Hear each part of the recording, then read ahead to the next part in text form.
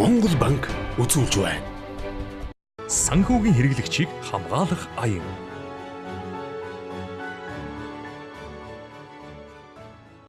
Санхүүгийн үйлчилгээ хүн бүрт хүрдэг хамгийн өргөн хүртээмжтэй тул хэрэглэгчдийн мэдлэг мэдээлэл энэ салбарын урт хугацааны тогтвортой байдлыг хангахад чухал үүрэгтэй юм байна гэсэн дүгнэлтийг 2008 онд болсон дэлхийн санхүүгийн хямралын дараа судлаачид хийжээ. Үүнээс улбалан олон улсын хэмжээнд асуудлыг дахин шин түвшинд авч үзэх болоод байна. Монгол улсын хувьд энэ чиглэл Монгол банк санхүүгийн зохицуулахороо шударга өрсөлдөөн хэрэглэгчийн төлөө газар өөрсдийн эрх хэмжээний хүрээнд хяналт тавьж ажилдагч үүрэг функцэнд давхарцсан нэгдсэн тогтолцоогүй хамтын ажиллагаа сул хөгжил нь хангалтгүй дэлхийн нийтийн хандлагад нийцэх тогтолцоо бүрдээгүй зэрэг тулгымцсан асуудлууд байсаар байна. Дэлхийн банкнаас 2012 онд манай улсад хийсэн судалгаагаар санхүүгийн салбарт хэрэглэгчийн эрх ашигыг хамгаалах тогтолцоог үндсэндээ хангалтгүй байна гэж дүгнсэн нь дээрх нөхцөл байдлыг илтгэн харуулсан нэгэн илэрхийлэл юм.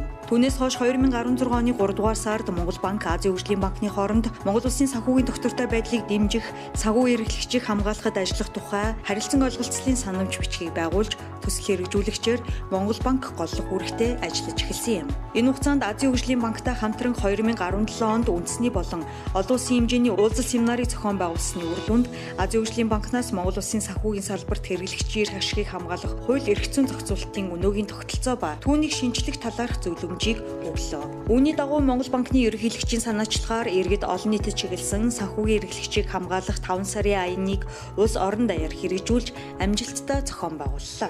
2018 оны 1-р сарын 10-ны өдрөөс эхлэн хэрэгжүүлж эхэлсэн аянд Монгол банк түүний орон нутаг дахь 17 хэлтэй салбар, Монголын банкны холбоо, арилжааны банкуд, орон нутаг дахь салбар, тооцооны төвүүдийн хамт санхүүгийн зохицуулахоор шударга өрсөлдөөн хэрэглэгчийн төлөө газар, Монголын ипотекийн корпорац, хадгаламжийн даатгалын корпорац, бичил санхүүгийн хөгжлийн сан зэрэг төрийн болон төрийн бус байгууллага, аж ахуйн нэгжүүд хамтран оролцлоо. Аян үргэлжлэх хугацаанд санхүүгийн бүтээгдэхүүн үйлчилгээг хүртэгч хэрэглэгчдэд чиглэсэн санхүүгийн суурь мэдлэг олгох, тэдний эрх үүрэг хариуцлагыг таниулж мэдүүлэхэд анхаарсан сургалт мэдээллийг тогтмол өгч байв. Ингэснээр гарч болох санхүүгийн олон талт эрсдлээс хамгаалах чадвар суулгахын зэрэгцээ. Санхүүгийн олон төрлийн бүтээгдэхүүн үйлчилгээнээс сонголтоо зөв хийхэд туслахад зорьсон төдийгүй санхүүгийн үйлчилгээ үзүүлэгч байгууллагуудаас хэрэглэгчдэд бүтээгдэхүүн үйлчилгээнийхээ талаар дэлгэрэнгүй танилцуулдаг байх, мэдээллээр бүрэн гүйцэд хангах, гэрээний нөхцөлийг тайлбарлах болон бусад шаардлагатай буй нөхцөл байдлыг төлөвшүүлэхэд чиглэсэн үйл ажиллагааг зохион байгуулав. Үүний тулд сар бүр онцлсон сэдвүүдийн дор төлөвлөгдсөн ажлууд хийгдснээр эргэн дугах мэдээллийг системжлэх, асуудал бодитоор хандах ач холбогдолтой байв. Тодорхойлбол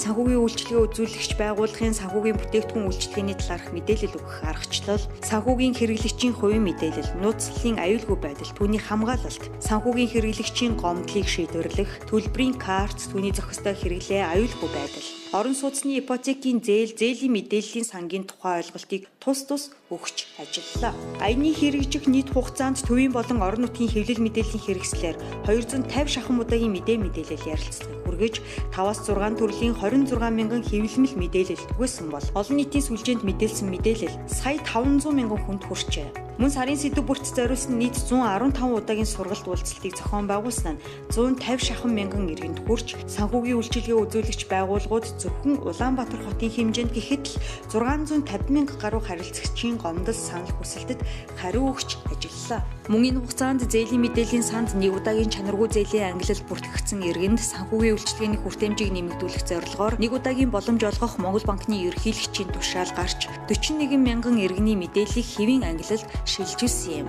Энэ нь нөгөө талдаа хэрэглэгчийн санхүүгийн сахилга батыг нэмэгдүүлэх ач холбогдолтой юм.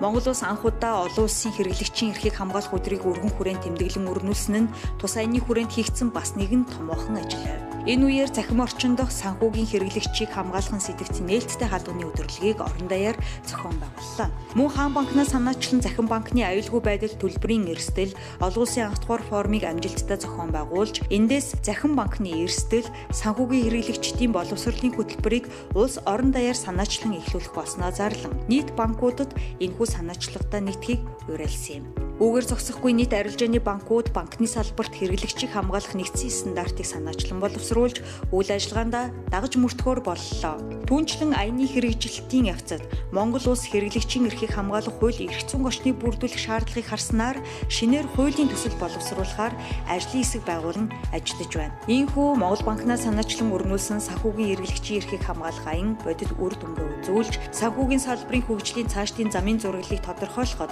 онцгой хувь нэмэр оруулах нөхцөлийг бүрдүүллээ. Санхүүгийн хэрэглэгчийг хамгаалах аян.